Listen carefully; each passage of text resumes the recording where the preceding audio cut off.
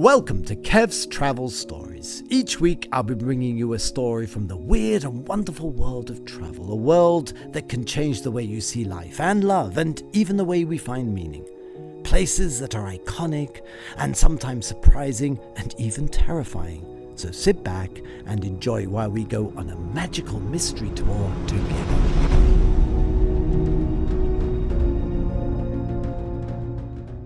Welcome to a very special edition of Kevin's Travel Stories.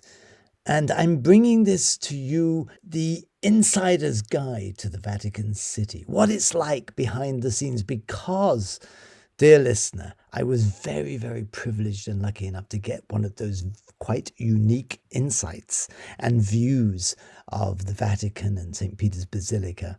I'm going to tell you the story of that. And as I'm recording this podcast around the time of the funeral mass of Pope Francis and the election of the new Pope, it's going to be so in the news. But I do believe that even if you're listening to this podcast a year later, it still has the same relevance. It's the story of this incredible, the smallest state in the world, the state of the Vatican, and maybe the most per inch of ground, maybe the most powerful and having the most resources when it comes to art. So let's dive in straight away. Firstly, I'd invite you to visit the Fellow podcast, the Top Travel Destination podcast on Rome that accompanies this. And in this, I look about and explain the whole reason why Rome is the eternal city and how it essentially has its two cities rolled into one. There's the ancient Roman remains from the imperial and the Republic of Rome going back to Julius Caesar and the great emperors, and before that, Cicero and the Republic. And then you have this second part. So that could be a 2-week trip all on its own. The other part of Rome, which really makes it the extraordinary eternal city, and no other city bears that title, the eternal city. You can't get any more absolute than that, really, can you? After the empire fell in 410, it was sacked by the Goths.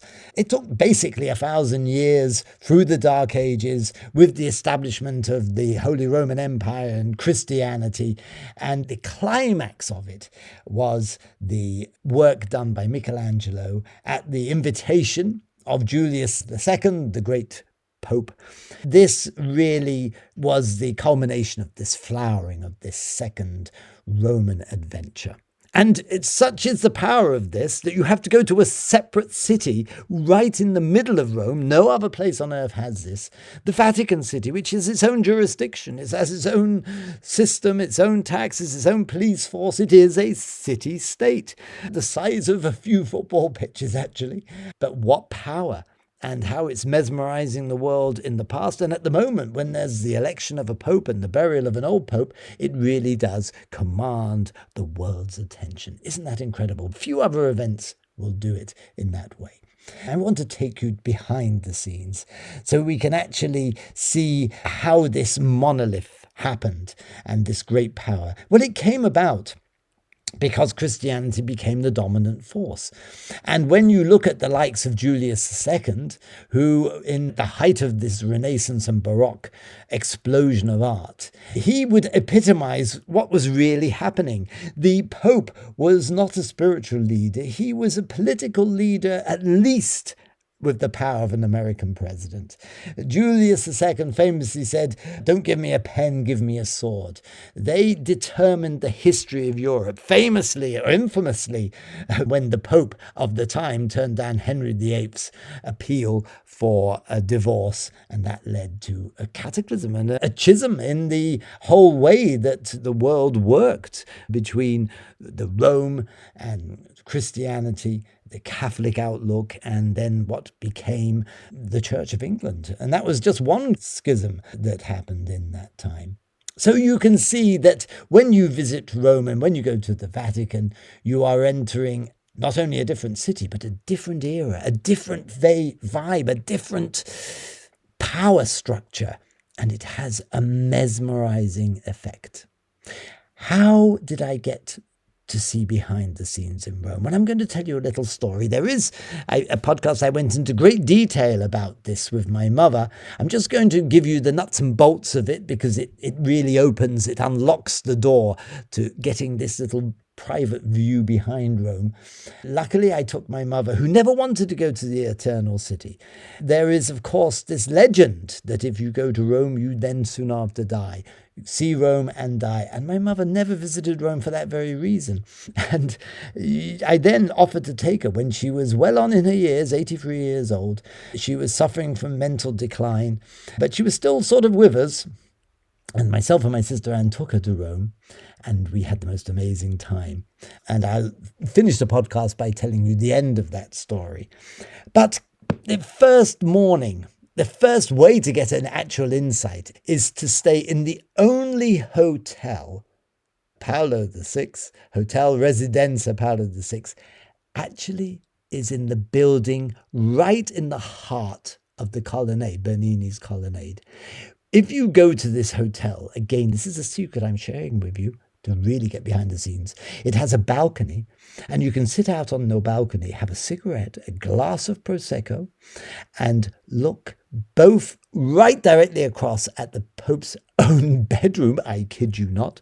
On your left is St. Peter's. On right behind you is the Department of the Doctrine of the Faith, which is sort of the secret police, if you like, or used to be, of the Catholic Church, which was the enforcer, and in days gone by it would burn you at the stake if you didn't do as you were behest, and such was the fate that happened to Galileo, of course. So if you go to the Hotel Residenza, and you can look it up online, it's really used by priests. It's really used for, at the moment, with the election of a pope. If you're listening to this at the time of an election of the pope, it will be jammed with journalists. You won't get near the place. But if you go at other times, you can actually get to this hotel, and you are in the heart of the Vatican City. I kid you not. It gives you a behind-the-scenes look just from sitting and standing on the balcony and looking out. You will see into the windows of what's actually going on. It's really the most incredible place. Very few people know about it. So that's the first behind-the-scenes insight. Book there, the Hotel Residenza. It's as cheap as any other hotel. 3-star, very nice and very interesting. But I took my mum there. We spent the first night on the roof having a Prosecco. She was 83 years old and very fragile, and the next morning we were going to take her into St. Peter's. Oh my goodness me, she was so excited. I popped out with her on my arm, and we walked the 80 steps from the hotel to what we thought was the entrance to the Basilica of St. Peter's, Michelangelo's great church. But it wasn't. Security had changed, and we were directed across about half a mile away to the end of a queue, which started right down on the Via Nazionale and went all the way up through and around Bernini's colonnades, these wonderful arms that were designed to welcome the faithful to Mother Church. And there was the queue of 4 hours in 30-degree heat. Now, of course, I sat my mum down on the wall and said, oh my God, this trip has suddenly come to a juddering halt. She's not going to wait in line for 4 hours, and I don't see any other way of getting her in. And then I had a brainwave. I went in and I flexed my journalist muscles and I said, I'm here. And with my aging mother, her last act on the planet Earth is to see Il Papa in Rome. And I'm going to have to write that she couldn't get in because you don't look after old people. There was a bit of a flutter. There was a bit of movement behind the desk. I have to tell you this, dear, the Italians don't really like that sort of schlep. They like being in charge, but I think they saw that I had a point. And so I was ushered up the steps with poor old mum on my arm, straight in. 100-yard dash, we were into St. Peter's, and we were then met by the angel who gave us the inside track. He is one of those men in suits. When you go into Rome, however you get in, if you have to go through the security, if you have to go through the airport-style checks now for bombs, and of course we live in a dangerous world, it can be very difficult to get into Rome, very difficult to get into St. Peter's, particularly for the big events like Masses and Christmas and Easter. But I'm going to give you a tip on how to beat the awful queues. If you go very early in the morning, say 7 o'clock, there are no queues and first masses start then. You can get in, you can just stroll in. Or if you go late at night before it closes, just check on the web. But around about 5:30, 6, no queues. If you come in the middle of the day, you can be 2-3 hours, depending on how many people are there, and it's hot. So you want to avoid that. We luckily were befriended then. We were met on the steps by one of the stewards. Now, when you're in St. Peter's, in the Basilica, you will see these rather officious gentlemen of a certain age, dressed rather like hotel porters, little lapels and neat jackets. You'll see them, they're very officious, and they tell you to put that camera down, or cover up your arms, miss, or whatever it is. Don't talk too much, there's a mass going on. Well, I'm not going to tell you his name because he could get in trouble. I'm going to call him John. Giovanni. It's not his name, but it's near enough. And Giovanni took one look at me, old mum, and look at me, and he sort of melted. And he said, "Come with me. Maybe this is karma." But the act he did that day was incredible. He took us into St. Peter's, which was absolutely buzzing with people.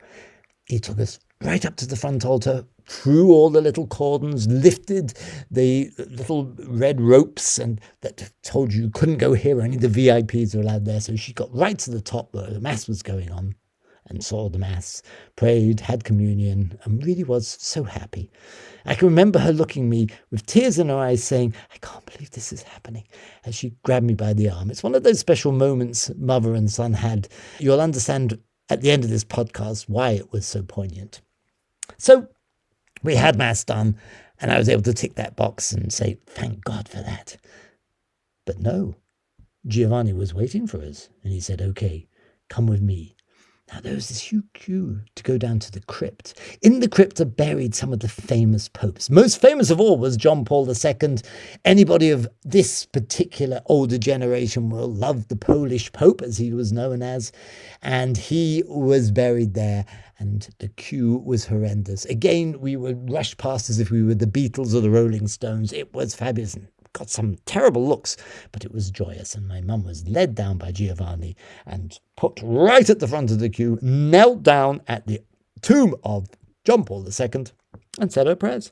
We were full of praise and thanks for Giovanni, but that wasn't it either. Up the stairs we went, up into the lift, and this is where you have to go. So if you are visiting the Basilica of St. Paul, come early or late to get in. As you enter the actual main thoroughfare, you will see on your right Michelangelo's Pieta. This is the shrine created to and by Michelangelo Buonarroti, perhaps the greatest artist of all time. Michelangelo has somehow a gravitas, him and Leonardo, the culmination of what is genius, if you like. So if you look on the right, you'll see his Pieta. That's the Mother Mary holding the body of Jesus taken down from the cross. Beautiful young work, absolutely in his prime. You go up and you'll see the big baldacchina, this beautiful structure over the main altar, dark bronze coloured, soaring up to the dome. Then when you reach there, you look up and you'll see the dome. Now, if you are of the disposition of actually wanting to really get the full thing when it comes to Basilica of St. Paul, you need to get the lift on the right. There's a queue for that, and this will take you up to the first level where you will be able to actually have a coffee. There's a museum shop. You'll be able to get beautiful little artifacts. And that is as far as it goes, and that's as far as my mother was able to go, because she wasn't able to do the next thing, which is to walk through the dome itself. So you walk up the stairs, you go round the inside of the dome, looking down into St. Peter's and a magnificent sight.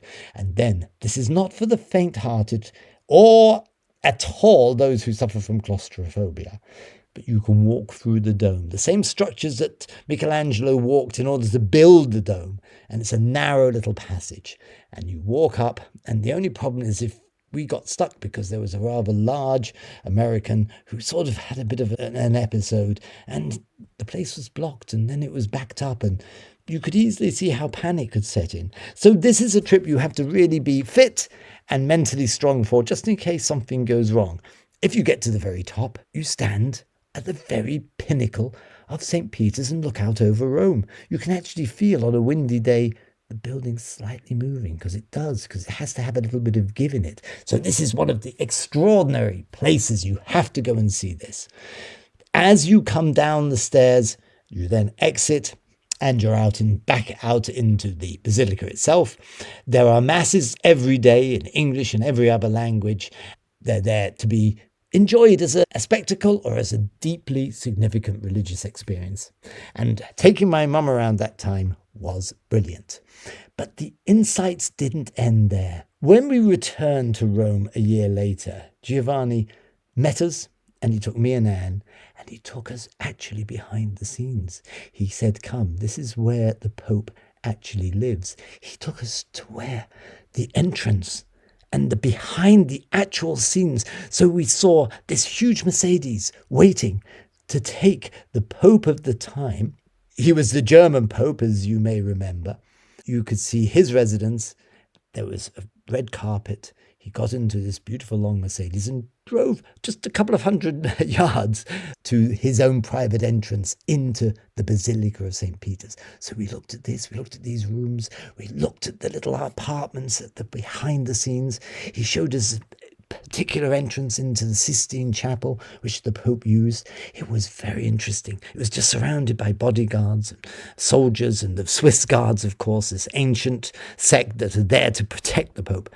And because we were with Giovanni in his uniform, we could have been VIPs, and we were allowed to meander and get this view. No tourists, no one there apart from VIPs or people who had their business to do. And all I can say is the memory of it was strange, because it was so protected and so guarded and so full of riches, like these rich Mercedes Benzes lining up to take the El Papa across so he could say Mass. It left me with mixed feelings. And then Giovanni led us back down into the public area after we'd had this behind the scenes look, and we saw the Pope right up at the front row giving Mass, again something that was in a reserved area. You will be able to enjoy the Vatican as just an ordinary member of the public, as long as you are able to queue and don't mind being sort of manhandled around by the various bodies who are checking your baggage and checking your body and checking that you're not going to cause some sort of public scene. Other than that, you will then be able to enjoy what I suppose is one of the most extraordinary institutions and cities in the world. Because Vatican City has many regard as one of the great museums. So it's a separate entrance. You'll go to the Vatican Museum. There's a queuing system. It's now done online. You can queue, but again, if you're clever and you go early, there is no queue. Go as soon as it opens, book that time, and you will have very little trouble queuing, and you won't be exhausted by the time you get in. The Vatican Museum itself, there are thousands of steps that will take you through it. It really is 2 days' work. At the very least, you'll need a morning or an afternoon, because you will see articles. It's like walking through the British Museum or the Louvre. It has the same amount of riches, and it's got these incredible rooms. Of course, you'll have Raphael's stanzas, these rooms by the great Raphael, the compatriot of Leonardo and Michelangelo. They're worth seeing. Then you finally end your tour through the Vatican Museum by entering the Sistine Chapel. Now, if you're looking at what's on the news at the moment, the Sistine Chapel is where it all happens. If you want an insight into that, look at the film Conclave with Ralph Fiennes. It gives you this blow-by-blow account of what happens in the Sistine Chapel, where Michelangelo created what many consider the greatest work of art. The Last Judgment on the far wall, and of course the creation myths right above with the creation of Adam by God himself. It's just the most spectacular room. It's surprisingly small and tall when you get into it. But again, it has to be seen. It has to be experienced. You have to sit in there and breathe in the incense, crane your neck to try to make out the details that fly above you.